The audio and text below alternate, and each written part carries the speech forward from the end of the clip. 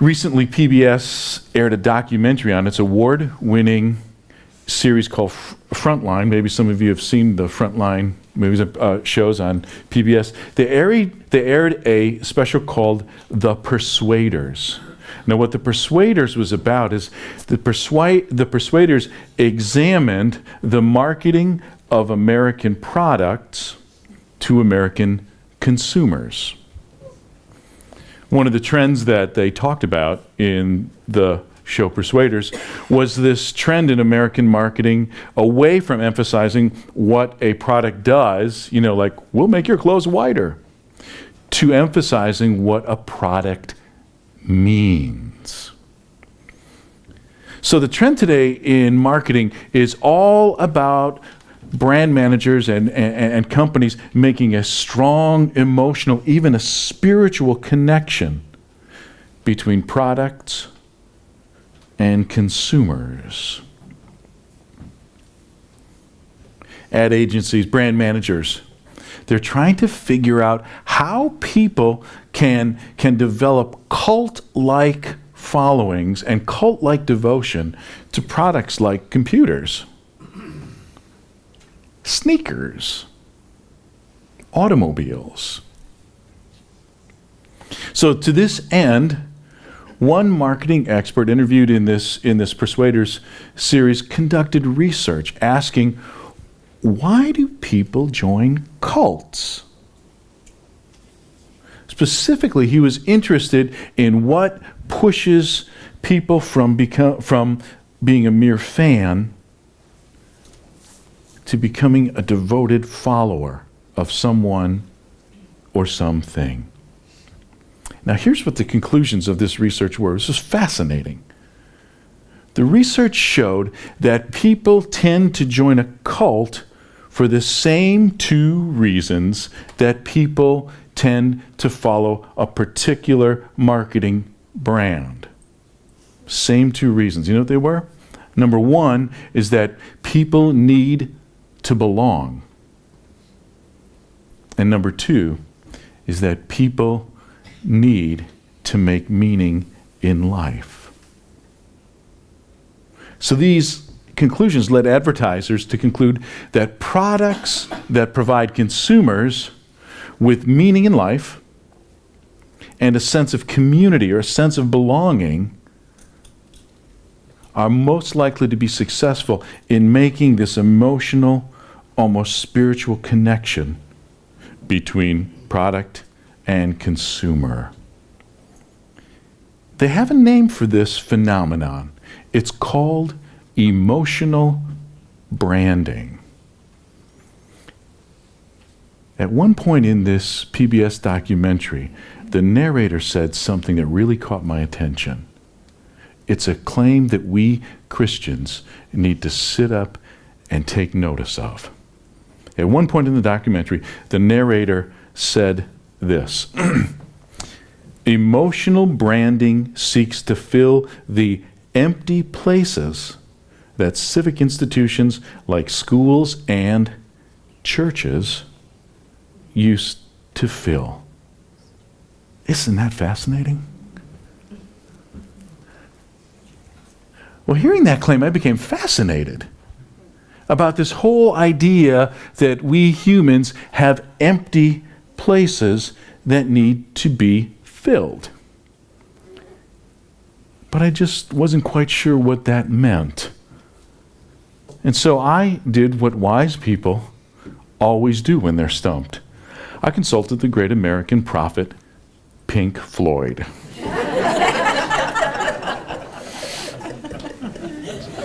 Yeah, try it. You'll like it. One song that's attributed to Pink Floyd is titled Empty Spaces. Listen to these lyrics that I'm going to put up on this screen. What shall we use to fill the empty spaces where waves of hunger roar? Shall we set across the sea of faces in search of more and more applause? What shall we do now? Shall we buy a new guitar? Shall we drive a more powerful car? Shall we work straight through the night? Shall we get into a fight?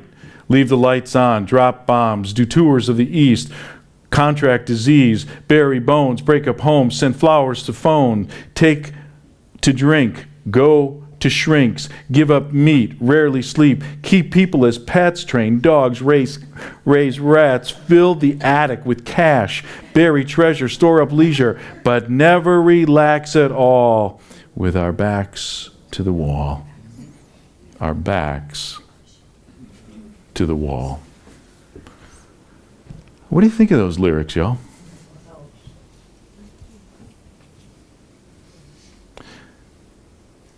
I hear Pink Floyd describing a restless longing that it resides deep in each of us. I hear the band naming a hunger to fill an emptiness deep in their soul. It's a nagging, unsettling quest for something to satisfy us, something to complete us, something to make us whole. But here's the real irony about the lyrics from Pink Floyd. Pink Floyd can't quite identify what it is that they're searching for. They can only describe this restless incompleteness that compels the search, right? And they call this search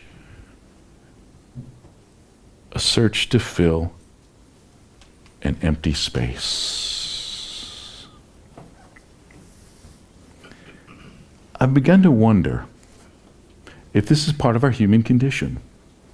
If woven deep in the fabric of our common existence is this restlessness, this searching to fill an empty space in our soul that God alone can fill. As I was thinking more about it, I stumbled across an article written by David Brooks in a book called On Paradise Drive.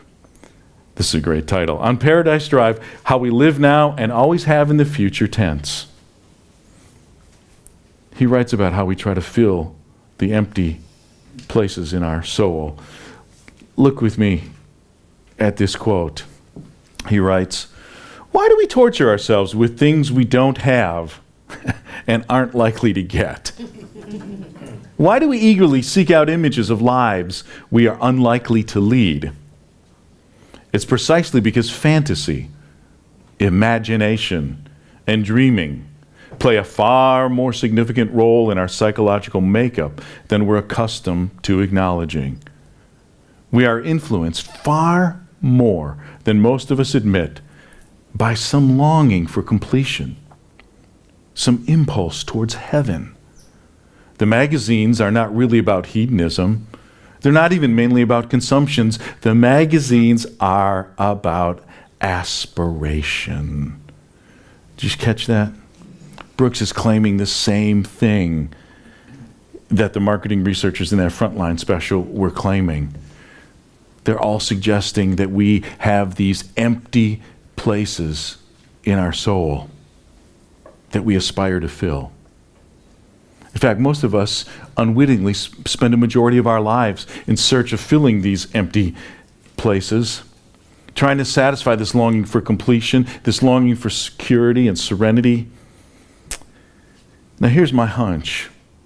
My hunch is that the name that we give to this all-consuming, lifelong quest to fill our empty spaces is called the pursuit of happiness. We talk about happiness so much more than we are willing to admit. It's always on our lips. It's always in our marketing strategies. Happiness, the pursuit thereof, is everywhere. Harvard psychologist Daniel Gilbert says, "Psychologists have traditionally made striving towards happiness the centerpiece of their theories of human behavior because they have found if they don't, their theories don't work as well. As Sigmund Freud wrote, what do people demand of life and wish to achieve in it? They strive for happiness. They want to become happy and to remain so." Happiness, it's all around us. One psychology professor at University of California, Riverside, wrote this book, The How of Happiness, a scientific approach to getting the life you want. Man, who doesn't want to buy a book like that, huh? In the book, she said, happiness in life is the holy grail. She wrote, people around the world want it. It's in our Declaration of Independence. It matters and affects everyone. Earlier today, I asked you all the question, what do you want more than anything else for your children and grandchildren? Let's take a look and see what our answers are. Oh, surprisingly enough. What do we want more than anything else for our children and our grandchildren? Of course, we want happiness. Yes, we want happiness for everything. The first day of the new year, we say, Happy New Year. At your friend's birthday, you say, Happy Birthday. When you stand up and give a toast, you say, all I want is your happiness. Happiness. It defines more of our quest in life than anything else that I know. So one of the goals of this sermon series that we're going to engage for the next couple of months is to explore this relationship between our endless pursuit of happiness and our need to fill the empty space in our soul. So we're going to kick that theological can around the block for the next couple of months. We're going to return to that question again and again. But we're going to be putting things on the blog and on Facebook, so I want your input on this. I really welcome hearing your input as I ask you questions on the Sunday or on the week prior to when we preach on it Sunday. And then we're going to talk about it, of course, in our small groups. So here's the caveat. I'm not sure about this relationship between our pursuing happiness and the assumption that happiness will fill the empty spaces of our life. I think I'm right, but I'm not sure. But I am convinced that every single one of us has been created with an empty space in our soul that God alone can fill. I am convinced of that. You know, for 18 years, my wife Sharon, she supervised the custom home building portion of her family's construction company. So what Sharon would do is if you or you and your spouse brought in plans, architectural drawings for your dream home, you'd show them to Sharon. They'd work up a contract. If you agreed on it, then Sharon would oversee the entire process of you building your dream home. She built dream home, over 18 years, she built dream homes for people anywhere from $400,000 to $4 million homes. I'll never forget one time after a huge project was completed, a multi-million-dollar home. She came home, we sat on the back porch, and she said to me, Doug, she said, you know, nobody ever finds the perfect custom home. Because no sooner are my clients in the home of their dreams, and then they find something they're dissatisfied with. Something they want to change. Something they say will make our dream house just a little better. What about y'all? Ask yourselves this. Why is it that we humans are never quite satisfied? Why is it that we're always longing for something more? Why is it that we always are looking for the next big thing? Why is long-term contentment so elusive? Well, these are big questions, and we're going to look at those again and again. We're going to return to them, but right now, I would like for us to spend some time going right back to the beginning. I mean, to the very beginning.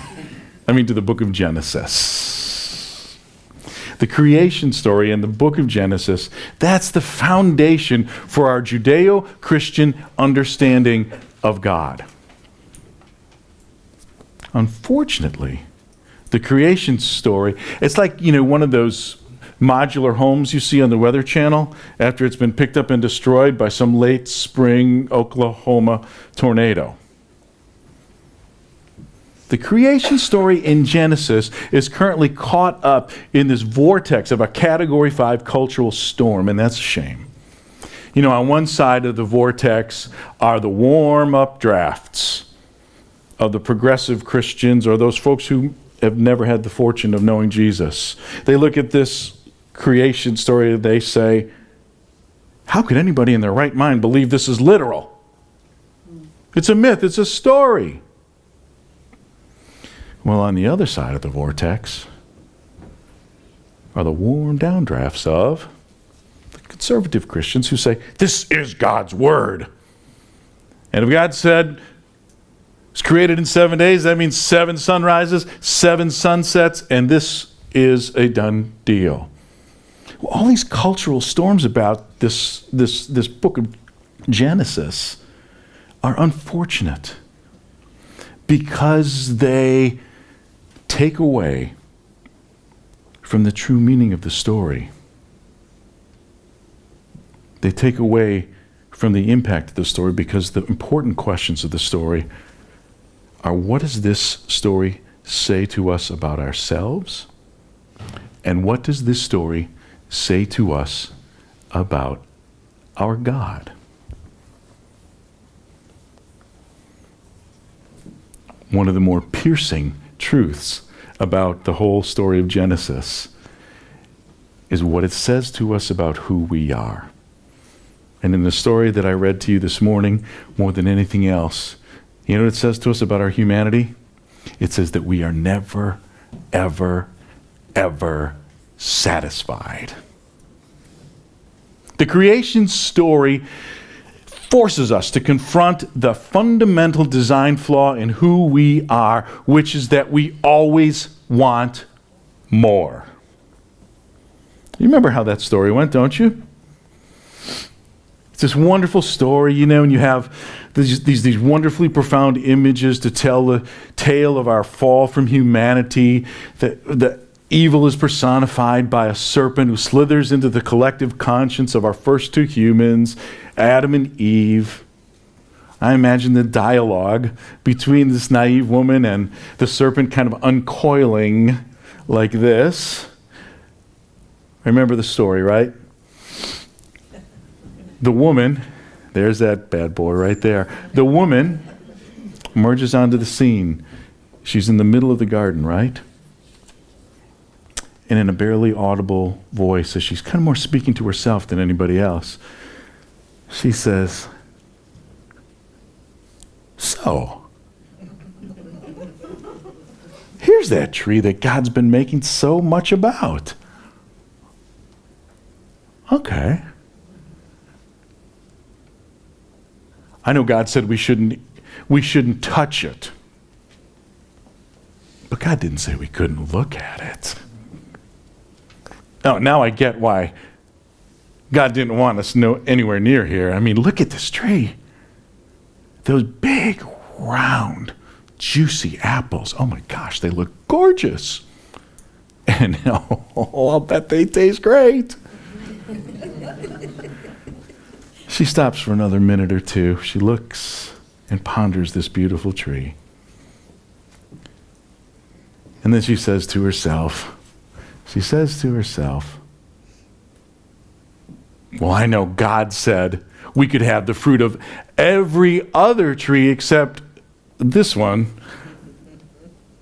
But that red fruit is really looking good. If I just have one bite of that fruit, then I know I'll finally be happy. One tiny bite isn't going to kill anybody. Besides, I'd rather ask for forgiveness than permission.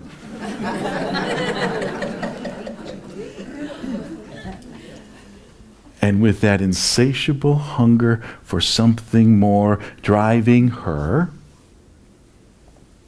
it gets the best of her. And suddenly this apple is pierced with the near perfect bite marks of the woman's teeth. Which is about that time, the man comes along, right? They chat it up, and he talks about how boring life is, and man, there's just nothing exciting in my life. And she says, check this out. Tosses him the once bit apple. He takes it in his left hand, and he too bites off more than he can chew.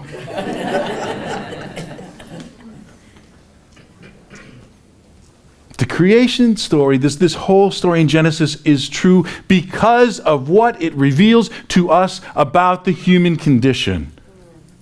And what it shows us and what we need to see is that we are people who are never, ever, ever satisfied. We always want more. We are driven for more. And this restless longing for completeness, this restless longing to fill the empty place in our soul is what has led us away from God and into self-destructive sin. We're always on the prowl for that low-slung fruit. Always on the prowl to fill that empty place in our soul, and usually the things that we are attracted to that we think are going to make it for us are what the Bible calls sin. In fact, this story right here is the DNA for why people become addicted to things. Darren McMahon is an author of a book called Happiness, a History. He sees the relationship between our need to fill our empty place and happiness. He writes, the apple is the cause of the fall of human happiness. It's the symbol of that desire for something more. Even though paradise was paradise, there was still restlessness. Well, friends, I think we've been duped. We've been duped into believing that the way to fill the hole in our soul is to pursue happiness at all costs. But what if there were a very different way to fill the emptiness in our soul? And what if that way didn't lead us in the direction of happiness, but instead it led us in the direction of our God? And then finally, wouldn't it be ironic? Wouldn't it be ironic if we discovered that a life lived in the pursuit of God and God's will for our life, instead of the pursuit of happiness, ultimately yielded the cherished happiness that we really want? Well, this is week 1 of the sermon series. I hope you're hungry for more. Let's pray.